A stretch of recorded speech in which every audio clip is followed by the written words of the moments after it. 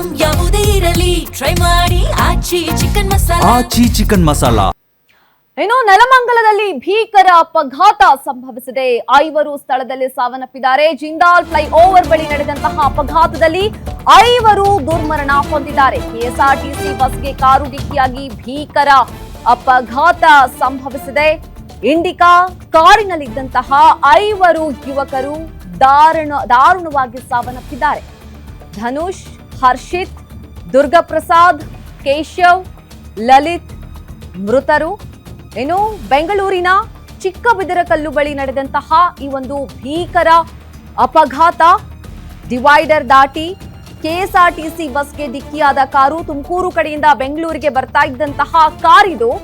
ರಾತ್ರಿ 11:30 ಸುಮಾರಿಗೆ ನಡೆದಿರುವಂತಹ ಭೀಕರ ಅಪಘಾತ. ಬಸ್ನಲ್ಲಿದ್ದ 42 ಮಂದಿ ಪ್ರಯಾಣಿಕರಿಗೆ ಯಾವುದೇ ಅಪಾಯವಾಗಿಲ್ಲ. ನೆಲಮಂಗಲ ಸರ್ಕಾರಿ ಆಸ್ಪತ್ರೆಗೆ ಮೃತದೇಹಗಳು ಈಗಾಗಲೇ ಶಿಫ್ಟ್ ಮಾಡಿದ್ದಾರೆ.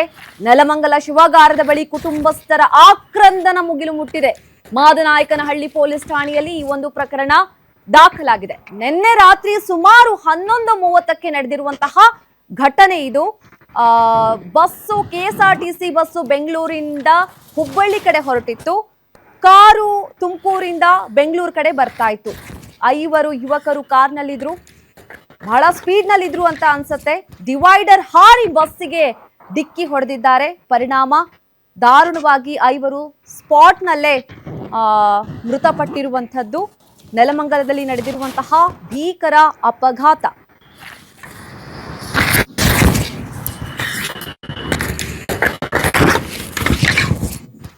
ನಮ್ಮ ರಿಪೋರ್ಟರ್ ಮೂರ್ತಿ ಕುರಿತಾಗಿ ಒಂದು ಪ್ರತ್ಯಕ್ಷ ವರದಿಯನ್ನ ಕೊಟ್ಟಿದ್ದಾರೆ. ನೋಡ್ತಾ ಹೋಗೋಣ ಬನ್ನಿ.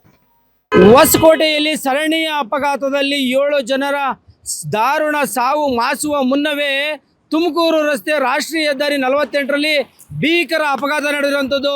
ಕೆಎಸ್ಆರ್ಟಿಸಿ ಬಸ್ಸು ಮತ್ತು ಕಾರಿನ ನಡುವೆ ಅಪಘಾತದಲ್ಲಿ ಕಾರಿನಲ್ಲಿದ್ದ ಇಂಡಿಕಾ ಕಾರ್ನಲ್ಲಿದ್ದ ಈ 4 ಜನರು ದಾರುಣವಾಗಿ ಸಾವನ್ನಪ್ಪಿರುವಂಥದ್ದು. ಈ ಒಂದು ಭೀಕರ ಅಪಘಾತ ಆಗಿದೆ. ಈ ಭೀಕರ ಅಪಘಾತದ ಸ್ಥಳದಲ್ಲಿ ನಾನು ಇದ್ದೀನಿ.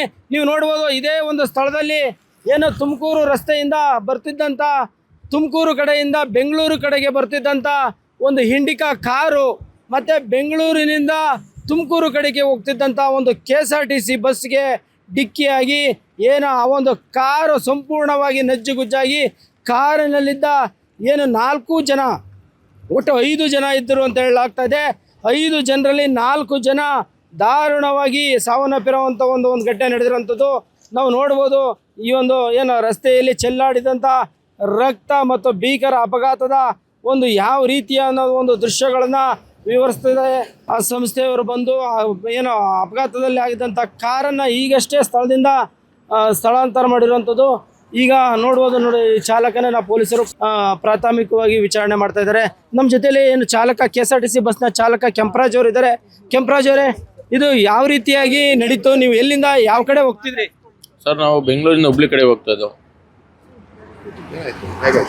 ಅದು ನಾವು ಮಾಮೂಲಿ ಹೈವೇಲಿ ಹೋಗ್ತಾ ಇದ್ದೋ. ಆಪೋಸಿಟ್ ಬಂದು ಆ ಸೈಡ್ ಇದ್ದ ಕಾರು, ಈ ಸೈಡಿಗೆ ಬಂದು ನಾವು ಬಸ್ಸಿಗೆ ಹೊಡೆದಿದೆ, ಹೋಗೋ ಬಸ್ಸಿಗೆ. ಕಾರಲ್ಲಿ ಎಷ್ಟು ಜನ ಇದ್ರು ಅಂತ ಏನಾದ್ರು ನೋಡಿದೆ? ಸರ್, ನಾವು ಅಲ್ಲಿ ಕಾರಲ್ಲಿ ಎಷ್ಟು ಜನ ಅಂತ ಹೆಂಗೆ ನೋಡೋಕ್ಕಾಗುತ್ತೆ? ಅದಾದ್ಮೇಲೆ ಕಾರಿಂದ ಎಲ್ಲ ಎಷ್ಟು ಜನ ಇದ್ದಾರೆ, 5 ಜನ ಇದ್ದಾರೆ ಅಂತ ಗೊತ್ತಾಯ್ತು. ಅದ್ರಲ್ಲಿ 4 ಜನ ಡೆತ್ ಆಗಿದ್ರು, ಅದರಲ್ಲಿ ಒಬ್ರು ಇಂಜುರಿ ಆಗಿದ್ರು, ಹಾಸ್ಪಿಟ್ಲಿಗೆ ಕರ್ಕೊಂಡು ಹೋಗಿದ್ದಾರೆ. ಅಲ್ಲ, ಇವಾಗ ಬಸ್ಸಲ್ಲಿ ಎಷ್ಟು ಜನ ಪ್ರಯಾಣಿಕರಿದ್ರು? ಎಲ್ಲಿಂದ ಎಲ್ಲಿಗೆ ಹೋಗ್ತಿತ್ತು? ಸರ್, ಬೆಂಗಳೂರಿಂದ ಹುಬ್ಳಿಗೆ ಹೋಗ್ತಿದ್ರು. 43 ಮೆಂಬರ್ಸ್ ಇದ್ರು. ಯಾರಿಗೇನು ಹೆಚ್ಚು ಕಮ್ಮಿ ಆಗಿಲ್ಲ. ಕೇಳಿದ್ರಲ್ಲ, ಕೆಎಸ್ಆರ್ಟಿಸಿ ಬಸ್ನ ಚಾಲಕ ಕೆಂಪರಾಜ್ ಅವ್ರು ಹೇಳೋದಂದ್ರೆ, ತುಮಕೂರಿನಿಂದ ಬೆಂಗಳೂರು ಕಡೆ ಬರ್ತಿದ್ದಂಥ ಕಾರು ತನ್ನ ನಿಯಂತ್ರಣ ತಪ್ಪಿ ವೇಗವಾಗಿ ಕೆಎಸ್ಆರ್ಟಿಸಿ ಅಂದರೆ ನಾನು ಬರ್ತಾ ಇದ್ದಂಥ ಒಂದು ಬಸ್ಗೆ ಡಿಕ್ಕಿಯಾಗಿ ಈ ರೀತಿಯಾಗಿ ಒಂದು ಅಪಘಾತ ನಡೆದಿರೋಂಥದ್ದು ಅಂತ ನಾವು ನೋಡ್ಬೋದು ದೃಶ್ಯಗಳಲ್ಲಿ. ಇಲ್ಲಿ ಮುಂದೆಗಡೆ ಏನಿದೆ, ಅದು ಅಷ್ಟು ದೂರದಲ್ಲಿ ಏನು ಕಾಣ್ತಾ ಇದೆ, ಅದೇ ಕೆಎಸ್ಆರ್ಟಿಸಿ ಬಸ್ಸು. ಸ್ಥಳದಲ್ಲಿದ್ದಂಥ ಕಾರನ್ನು ಇವಾಗ ಪೊಲೀಸರು ಟ್ರಾಫಿಕ್ ನಿಯಂತ್ರಣ ಮಾಡಬೇಕು. ಹಾಗಾಗಿ ಟೋಯಿಂಗ್ ಗಾಡಿ ಮುಖಾಂತರ ಪೊಲೀಸ್ ಸ್ಟೇಷನ್ ಬಳಿ ತಗೊಂಡೋಗಿರೋಂಥದ್ದು. ಇದಿಷ್ಟು ನೋಡಬೇಕಾದ್ರೆ ಒಟ್ಟಾರೆ ಹೇಳಬೇಕು ಅಂತಂದರೆ ಆ ಹೊಸಕೋಟೆ ಬಳಿ 7 ಜನರ ಭೀಕರ ಸಾವನ್ನು ಮರೆಯುವ ಮುಂಚೆನೆ ಮತ್ತೊಂದು ಭೀಕರ ಅಪಘಾತ ನಡೆದಿರುವಂಥದ್ದು. ಮೂರ್ತಿ, ಗ್ಯಾರಂಟಿ ನ್ಯೂಸ್, ನೆಲಮಂಗಲ. 1:15 ಗೊತ್ತಾಯಿತು ಸರ್. ಮಗು ಆಕ್ಸಿಡೆಂಟ್ ಆಗೈತೆ, ದೇವನಹಳ್ಳಿ ಕ್ರಸ್ತವ ಅಂತಂದರು. ಹೆಂಗಾಯಿತು ಅಂತ ನಮ್ಗೆ ಗೊತ್ತಿಲ್ಲ. ಅವರು ನಮ್ಮ ಮನೆ ದೇವರಿಗೆ ಅಂತ ಹೋಗ್ತಾಯಿದ್ರು. ಆಗೈತೆ ಅಂತ ಕೆಲವ್ರು ಅಂದರು. ಆದರೆ ನನ್ನ ಮಗ ಅದರಲ್ಲಿ ಇದ್ದಾನೆ ಅನ್ನೋದು ನನಗೆ ಗೊತ್ತಿರಲಿಲ್ಲ. ಇವಾಗ ನಮ್ಗೆ ಗೊತ್ತಾಗಿದೆ. ಯಾರು ನಿಮ್ಮ ಮಗ? ದುರ್ಗಾ ಪ್ರಸಾದ್ ಅಂತ, ಒಬ್ಬನೇ ಮಗ. ಆ ಹುಡುಗ ಹೋಗೋನೆ. ಏನು ಓದ್ತಾ ಇದ್ದ ಅವನು? ಓದಿದ್ದೆಲ್ಲ ಆಗೋಗೈತೆ ಸರ್, ಕೆಲ್ಸಕ್ಕೆ ಹೋಗ್ತಾ ಇದ್ದ.